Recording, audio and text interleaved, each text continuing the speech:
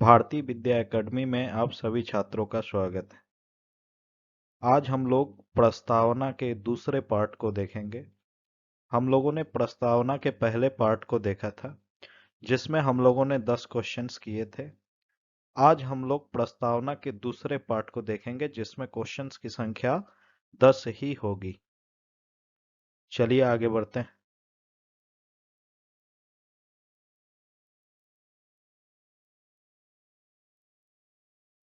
पहला सवाल है हमारा,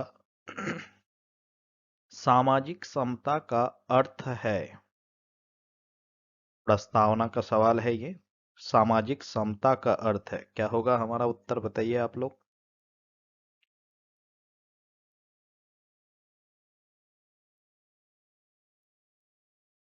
पहला ऑप्शन है दमन का अभाव, दूसरा ऑप्शन है अवसर का अभाव, तीसरा ऑप्शन है भेदभाव का अभाव, चौथा ऑप्शन है विषमता का अभाव। तो सही उत्तर क्या हो जाएगा हमारा, भेदभाव का अभाव नहीं।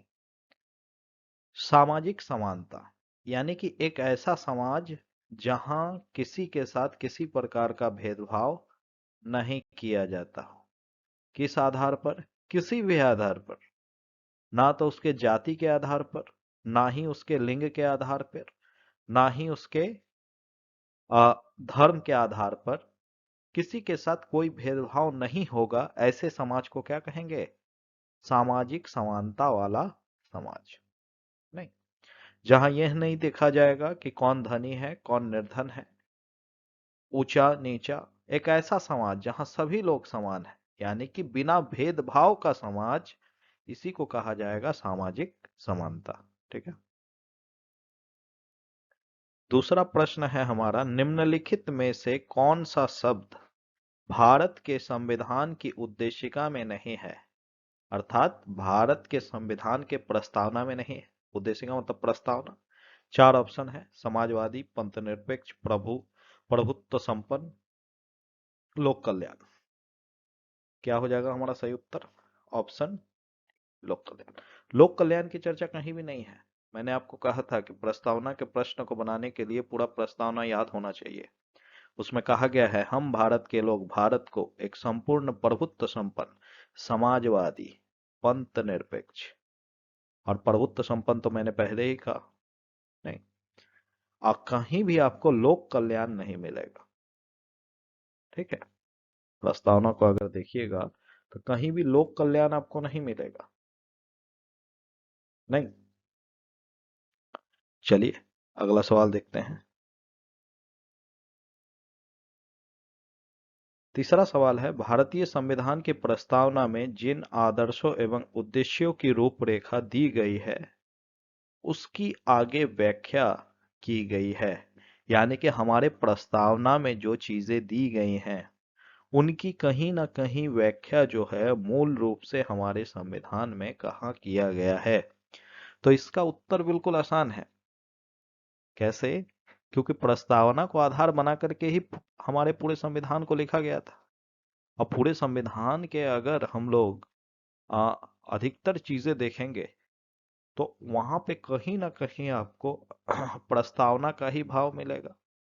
तो जाहिर सी बात है, इसमें सबसे बड़ा ऑप्शन आप ढूंढिए। यहाँ मूल अधिकार दिया है, राज्य का नीति निर्देशक तत्व तत्व दिया गया है। मूल अधिकार, राज्य के नीति निर्देशक तत्व, सिद्धांत एवं मूल कर्तव्य दिया गया है नहीं। तो सबसे संविधान के पाठ में कहीं नहीं, ये भी ऑप्शन एक दिए हुए है। तो सबसे बड़ा आंसर ऑप्शन मेरा क्या है, मूल अधिकार, राज्य के नीति निर्देशक सिद्धांत और मूल कर्तव्य। तो आप इसको थोड़ा सा समझने का प्रयास करिए कि आखिर ऐसा कैसे, प्रस्तावना को मूल अधिकार, राज्य के नीति निर्देशक सिद्धांत और मूल कर्तव्य कैसे डिफाइन करते हैं, थोड़ा सा इसको हम जानते हैं। जब हम लोग प्रस्तावना में ही एक जगह हम लोग समानता की बात करते हैं, स्वतंत्रता की बात करते हैं, तो आपको याद होगा हमारे मूल अधिकार में 14 से लेकर के 18 तक समानता की बात की गई है। फिर 19 से लेकर के 22 तक जो है स्वतंत्रता की बात की गई है। तो जाहिर सी बात है, मूल अधिकार में तो है ना ये चीजें। प्रस्तावना की बातों को तो यहाँ डिफाइन किया गया है। राज्य के नीति निर्देशक तो हम लोग पढ़ते हैं न्याय, सामाजिक आर्थिक और राजनीतिक न्याय, न्याय की बात करते हैं तो हम लोग देखते हैं आर्टिकल 39 में न्याय की बात की गई है, सबको समान न्याय मिलना चाहिए, सभी को, महिला हो पुरुष हो, उसके काम के बदले उनको समान वेतन मिलना चाहिए। तो ये सब न्याय को ही तो प्रदर्शित करता है, नहीं? यानी राज्य के नीति निर्देशक तत्व में भी प्रस्तावना के भाव दिखते हैं और मूल कर्तव्य में भी है। कहा गया है मूल कर्तव्य में, राष्ट्र की एकता और अखंडता में जब भी खतरा आए तो हमें उसके लिए तैयार रहना है। हमें बुलाए जाने पर राष्ट्र की एकता और अखंडता के लिए जो है अपने देश के लिए लड़ना है। तो जाहिर सी बात है, इन सभी भाव को अगर हम देखेंगे तो मूल अधिकार, राज्य के नीति निर्देशक तत्व और मौलिक कर्तव्य, सभी जगह इनके भाव को जो है व्याख्या करते हुए संविधान में मिलेगा, इसे प्रस्तावना को, नहीं? तो हमारा उत्तर हो जाएगा सी। चलिए अगला देखते हैं। अगला प्रश्न है, भारतीय संविधान की प्रस्तावना के अनुसार भारत के शासन की सर्वोच्च सत्ता किसमें निहित है? ये सब क्वेश्चन बनाने के लिए पहले प्रस्तावना को समझना पड़ेगा, नहीं?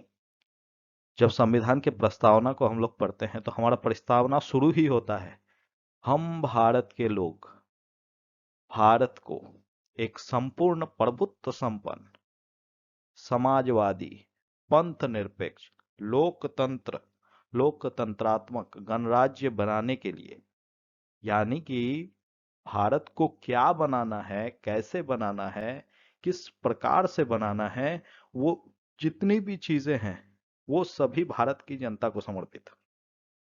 यानी जाहिर सी बात है, पूरा पूरा संविधान को जो शक्ति मिलेगा वह किससे मिलेगा? जनता से। किससे मिलेगा? जनता से। अगर जनता ही नहीं होगा तो संविधान को मानेगा कौन, संविधान का पालन कौन करेगा? तो भारतीय संविधान की प्रस्तावना के अनुसार भारत के शासन का सर्वोच्च सत्ता जनता के पास है। जनता ही नेता को चुनता है, राष्ट्रपति को चुनता है, संसद में सदस्यों को भेजता है, और सभी जनता में से ही कुछ लोग मतदाता के रूप में, 18 वर्ष से ज्यादा हो गया तो मतदाता हो गए, नहीं? तो जो संपूर्ण शक्ति है वह किस पर है? जनता पर। इसीलिए कहा जाता है जनता से ज्यादा ताकतवर लोकतंत्र में कोई नहीं होता है। क्लियर है ना? अगला प्रश्न अगर हम लोग देखें, भारतीय संविधान किसके द्वारा स्वीकृत किया गया है? जब आप पूरा प्रस्तावना को देखेंगे तो वहां क्लियर कहा गया है अंतिम में, हम भारत के लोग भारत को एक संपूर्ण प्रभुत्व संपन्न, समाजवादी, पंथ निरपेक्ष, लोकतंत्रात्मक गणराज्य बनाने के लिए तथा उसके समस्त नागरिकों को, इस प्रकार से जब आगे आप जाइएगा तो लिखा हुआ रहेगा, आज तारीख 26 नवंबर 1949 को संविधान सभा के द्वारा अंगीकृत, अधिनियमित और आत्मर्पित करते हैं। कहने का अर्थ क्या हो गया कि हमारा संविधान को जो है अंगीकृत यानी एक्सेप्टेंस कौन प्रदान कर रहा है? हमारा संविधान सभा, नहीं? इसके लिए आपको प्रस्तावना याद होना ही चाहिए, मैं बार बार कह रहा हूं, इसलिए प्रस्तावना को याद करिए। अगला सवाल है हमारा, भारत में एक धर्मनिरपेक्ष राज्य भारत क्या है? यही सवाल पूछा गया है, भारत क्या है? भारत एक धर्मनिरपेक्ष राष्ट्र है, पंथ निरपेक्ष राष्ट्र है। धर्म और पंथ पर्यायवाची ही हैं। हालांकि जब इसको बहुत डिफाइन करके हम लोग पढ़ेंगे तो दोनों में कुछ अलग अ, है, कुछ थोड़ा सा अलग हो जाता है, लेकिन अगर बेसिकली अगर हम चीजों को देखें तो धर्म और पंथ दोनों एक ही चीज है। तो भारत क्या है? एक धर्मनिरपेक्ष राज्य। धर्मनिरपेक्ष राष्ट्र कहने का अर्थ एक ऐसा राष्ट्र जहां धर्म के आधार पर किसी के साथ कोई भेदभाव नहीं किया जाता है, जहां राज्य का अपना कोई विशेष धर्म नहीं होता है, राज्य का एक ही धर्म है, वो है राजधर्म। लोकतंत्र को बनाए रखना, जनता की सेवा करना, जनता किस धर्म का है इससे नेताओं को कोई लेना देना नहीं होना चाहिए धर्मनिरपेक्ष राज्य में। तो हमारा जो राज्य या राष्ट्र है वो है धर्मनिरपेक्ष राष्ट्र। अर्थात हमारे यहाँ सभी धर्मों को समान रूप से लोगों को निष्पक्ष रूप से मानने की जो है स्वतंत्रता है। और राज्य का अपना कोई विशेष धर्म नहीं है, राज्य धर्म देख करके किसी प्रकार का कार्य नहीं करता है। यही है भारत। तो भारत क्या है? एक धर्मनिरपेक्ष राज्य है। हिंदू राष्ट्र भी नहीं है, हिंदू मुस्लिम राष्ट्र भी नहीं है, इनमें से कोई नहीं भी गलत है। भारत एक धर्मनिरपेक्ष राष्ट्र है। अब धर्मनिरपेक्ष क्या होता है ये यहाँ पे डिफाइन किया गया है, अब देख लीजिएगा। धर्मनिरपेक्ष का अर्थ होता है राज्य, एक ऐसा राज्य जहाँ राज्य का अपना कोई विशेष धर्म नहीं होता है, जैसे इस्लाम धर्म या हिंदू धर्म या सिख धर्म, ईसाई धर्म, कोई विशेष धर्म नहीं होगा। जहाँ राज्य के लोगों को धर्म को मानने की स्वतंत्रता होगी, या किसी व्यक्ति अगर कोई पार्टिकुलर धर्म को नहीं भी मानता है तो उसकी भी स्वतंत्रता होगी, ऐसे राष्ट्रों को कहा जाता है धर्मनिरपेक्ष राज्य। क्लियर? अगला सवाल है हमारा, प्रस्तावना का वह प्रावधान जो सभी वयस्क नागरिकों को मतदान का अधिकार प्रदान करता है क्या कहलाता है? सिंपल सा सवाल है, क्या आंसर होगा बताइए? प्रजातंत्र या लोकतंत्र। अब एक चीज समझिए, प्रजातंत्र, प्रजातंत्र कहने का मतलब हो गया प्रजा यानी जनता, जनता का तंत्र। एक ऐसा तंत्र, एक ऐसा सिस्टम जिसे जनता चलाती हो। जनता अपने वोट के द्वारा अपने प्रतिनिधि को चुनता हो और वह देश पर जो है शासन करता हो, ऐसी व्यवस्था को कहा जाता है प्रजातंत्र। ऐसी व्यवस्था में जो प्रतिनिधि चुने जाते हैं वो कुछ समय के लिए शासन करता है, फिर एक निश्चित समय के बाद उसे इलेक्शन जीत करके पुनः सत्ता में आना पड़ता है। तो ऐसे तंत्र में आ, जनता अपना निर्णय लेती है, प्रत्यक्ष या अप्रत्यक्ष रूप से। नहीं, अगर कोई नेता अपने हिसाब से काम करे तो एक समय के बाद जो है उनको पब्लिक फिर सबक भी सिखाती है। तो वही प्रश्न पूछा है कि प्रस्तावना का वह प्रावधान जो सभी वयस्क नागरिकों को मतदान का अधिकार देता है, वैसे तंत्र को कहते हैं प्रजातंत्र, लोगों का तंत्र। क्लियर है? 8वां नंबर सवाल है, भारतीय संविधान की प्रस्तावना में किस स्वतंत्रता का वर्णन नहीं है? अब इसके लिए प्रस्तावना याद होना चाहिए। स्वतंत्रता, कितने प्रकार की स्वतंत्रता है हमारे यहाँ? 5 प्रकार की। विचार, अभिव्यक्ति, विश्वास, धर्म और उपासना। क्या क्या? विचार, अभिव्यक्ति, विश्वास, धर्म और उपासना। आर्थिक स्वतंत्रता की बात कहीं नहीं किया गया है प्रस्तावना में, यानी हमारा उत्तर क्या हो जाएगा? आर्थिक।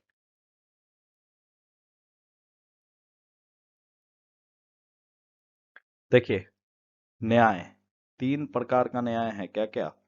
सामाजिक, आर्थिक और राजनीतिक न्याय। क्वेश्चन पूछेगा प्रस्तावना में कितने प्रकार का न्याय? 3 प्रकार का, सामाजिक, आर्थिक और राजनीतिक न्याय। क्वेश्चन पूछेगा स्वतंत्रता कितने प्रकार का? 5 प्रकार का, विचार, अभिव्यक्ति, विश्वास, धर्म और उपासना। इसके अलावा पूछा जाएगा कि समानता कितने प्रकार का? तो 2 प्रकार का, प्रतिष्ठा और अवसर की समानता। नहीं, तो याद रखिएगा, न्याय 3 प्रकार का, स्वतंत्रता 5 प्रकार का और समानता 2 प्रकार का, प्रतिष्ठा और अवसर की समानता। अगला प्रश्न है हमारा, भारत के संविधान के प्रस्तावना में कितने प्रकार के न्याय की व्यवस्था की गई है? अभी हम लोगों ने देखा 3 प्रकार का न्याय, सामाजिक, आर्थिक और राजनीतिक न्याय। 3 प्रकार का ही न्याय है, सामाजिक, आर्थिक और राजनीतिक न्याय। क्लियर है? और समता की बात किया जाएगा, प्रतिष्ठा और अवसर की समानता। तो समानता 2 है, लेकिन न्याय सामाजिक, आर्थिक और राजनीतिक न्याय, 3 प्रकार का न्याय। प्रस्तावना है। प्रस्तावना को लेकिन आप लोग याद करिए, बहुत जरूरी है। अगर याद नहीं करिएगा तो कुछ क्वेश्चन ऐसे ही नहीं बनेगा। अगला और आखिरी सवाल है आज का हमारा, भारत के संविधान में शिक्षा का अधिकार का वर्णन मिलता है। शिक्षा के अधिकार का वर्णन मिलता है, बहुत इंपॉर्टेंट क्वेश्चन है। आप लोग भी शिक्षा ही ग्रहण कर रहे हैं, तो शिक्षा का अधिकार हमारे संविधान के सभी अधिकारों में सबसे विस्तृत अधिकार है। ये मौलिक अधिकार में भी मिलेगा, ये डीपीएसपी में भी मिलेगा, राज्य के नीति निर्देशक तत्व, और ये मौलिक कर्तव्य में भी मिलेगा। जब मौलिक अधिकार की बात करेंगे तो अनुच्छेद 21 के ए में 6 से 14 वर्ष तक के बच्चों को निशुल्क शिक्षा का अधिकार है नहीं, तो मौलिक अधिकार भी है। डीपीएसपी में जाएंगे तो जब आप आर्टिकल 45 देखिएगा तो आर्टिकल 45 में कहा गया है 6 वर्ष से कम आयु के बच्चों के लिए जो है प्रारंभिक शिक्षा, जो आंगनवाड़ी शिक्षा वगैरह आप लोग देखते हैं, वो डीपीएसपी के अंतर्गत आता है। इसके अलावा मौलिक कर्तव्य में भी 11वां मौलिक कर्तव्य को जब जोड़ा गया तो उस समय जो है आपका शिक्षा का अधिकार मौलिक अधिकार के साथ साथ मौलिक कर्तव्य के रूप में भी शामिल कर लिया गया। तो शिक्षा का अधिकार हमें मूल अधिकार में भी मिलेगा, राज्य के नीति निर्देशक तत्व में भी मिलेगा, और मौलिक कर्तव्य भी मिलेगा। तो यह हमारे 10 क्वेश्चंस हैं। एक सीरीज और लाना पड़ेगा क्योंकि कुछ क्वेश्चंस हैं जो छूट गए हैं, जो बहुत ही महत्वपूर्ण है। तो प्रस्तावना का एक सीरीज और आएगा, और वर्ल्ड ज्योग्राफी सीरीज चल ही रहा है, इसको भी आप लोग देखिए, जिसमें मैंने पाकिस्तान के बारे में बताया, अफगानिस्तान के बारे में बताया। जितनी चीज़ें मैं बताता हूँ उसको आप एक बार क्लियर कर लीजिए। उसके बाद जब आप आ, कुछ भी क्वेश्चन बनाइएगा वर्ल्ड ज्योग्राफी का, तो उस समय आपको पता चलेगा कि हमने किन किन चीज़ों को पढ़ा और ये कितनी आवश्यक थी। कुछ क्वेश्चंस एग्जाम में छूटते हैं वर्ल्ड ज्योग्राफी का, देश से रिलेटेड। तो अगर आप वर्ल्ड ज्योग्राफी मैप का पूरा वीडियो देख लेते हैं विदेश यात्रा का, तो मुझे नहीं लगता है कि फिर क्वेश्चंस वगैरह आपका बाहर जाएगा। ये बहुत महत्वपूर्ण है, इसीलिए मैं चाहता हूं कि सभी स्टूडेंट्स वीडियो को देखें। अगर अच्छा लगे तो लाइक करें, सब्सक्राइब करें। तो आज बस इतना ही।